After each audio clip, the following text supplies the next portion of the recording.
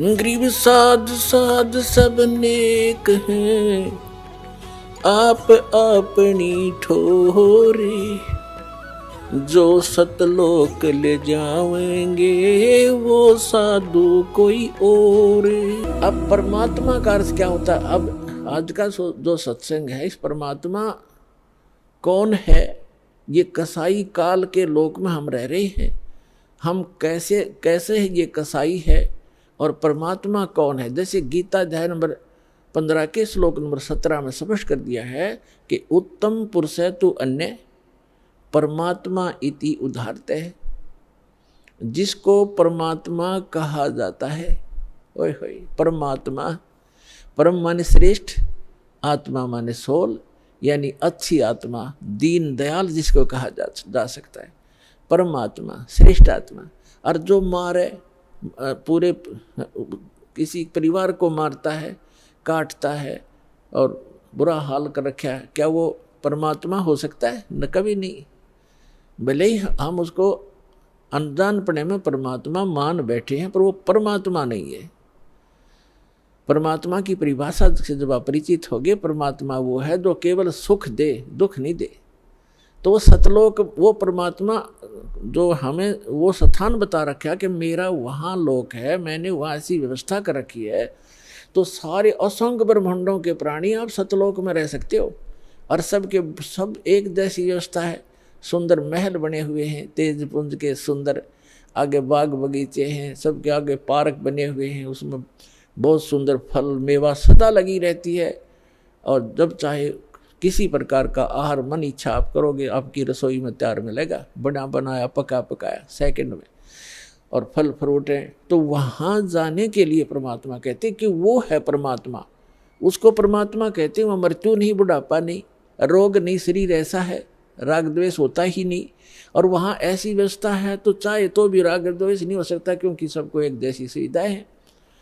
अब जैसे पुण्यात्मा, आप यहाँ रह रहे हो, 2 दिन रुको, 10 दिन रुको, आपको बना बना भोजन एक भंडारे मिलेगा, एक जैसा सबको, किसी में कोई अंतर नहीं, एक जैसी सीटिंग होगी, एक जैसा आपका बिस्तर होगा, एक जैसे सबको नहाने धोने की व्यवस्था सबको बराबर है। तो यहाँ राग द्वेष हो ही नहीं सकता। कोई उसे मूर्ख बुद्धि भ्रष्ट होता है, जिसका स्वभाव में प्रवेश होता है, वो आकर बकवाद वैसे कर लो। किसी ने यहाँ गद्दा लगा रखा है, अपना बिस्तर लगा रखा है, दूसरा आके घाटी इधर, मैं इधर बैठूंगा, तो ये तो कहीं पैदा कर लो। बकवादी आदमी होते हैं, वो तो दुर्बुद्धि होते, नहीं तो सभ्य व्यक्ति होते हैं। यहाँ कोई प्रकार का द्वेष राग आपको नहीं हो सकता, क्योंकि सबको एक जैसी व्यवस्था है। ऐसे ही सतलोक के अंदर वहाँ किसी चीज़ का अभाव नहीं। यहाँ चोरी डाकैत और ये बुराइयाँ क्यों करते हैं? क्योंकि यहाँ पर हर चीज़ का अभाव है। प्रत्येक वस्तु किसी भी व्यक्ति को उपलब्ध नहीं है, चाहे कोई भी है। किसी को ऐसा रोग हो जाएगा, चाहे कितना सेठ है, उसकी दवाई मिल लेना, मारे जाओ टक्कर दीवार के। एक बता रहा था कि इतना बड़ा सेठ था, करोड़ों की इनकम थी उसको, और स्वयं वो कोई ना फल खा सकता था, ना कोई आहार कर सकता था। दाल का पानी घोल के और छान के पिया करता। चाट ले उस माया ने, सिर पर धर ले फैक्ट्री और कोई ठीरे। कहते हैं जीवित जग में जूती पड़े फिर जम तोड़े छाती, बिना भक्ति के प्राणी यही दुखी हो जाएंगे, आगयम के दूत उनको बहुत सताएंगे। तो यहाँ परमात्मा आपको बताना चाहते हैं कि आप काल के लोक में रह रहे हो। गीता अध्याय नंबर 15 के श्लोक नंबर 16-17 में 3 पुरुष हैं। अब 17वें का प्रकरण चल रहा है कि उत्तम पुरुष है तु अन्य और परमात्मा इति उदाहरते, उसको परमात्मा कहा जाता है। और ये लोक धर्म अविश्य विवर्ती, जो तीनों लोकों में प्रवेश करके सबका धारण पोषण करता है, वो अव्यय ईश्वर है, वो है अविनाशी परमेश्वर, वो है अविनाशी भगवान, अविनाशी स्वामी। गीता अध्याय नंबर 15 के श्लोक नंबर 18 में ये बुद्धिहीन व्यक्ति जो नकली हैं, वो ये कहते हैं कि रामपाल 15वें अध्याय के 18वें श्लोक के बारे में क्यों ना बोलता, कि उसमें लिखा है, गीता ज्ञानदाता कहता है कि मैं लोक वेद में, मैं इन सभी प्राणियों से उत्तम हूँ, और इसलिए लोके वेदे, लोक वेद में पुरुषोत्तम प्रसिद्ध हूँ। तो इसका अर्थ ये है कि गीता ज्ञानदाता 21 ब्रह्मांड का स्वामी है, और इसके अंतर्गत जितने प्राणी हैं, इंक्लूडिंग ब्रह्मा विष्णु महेश से भी ये उत्तम है, श्रेष्ठ है, इनसे उत्तम है।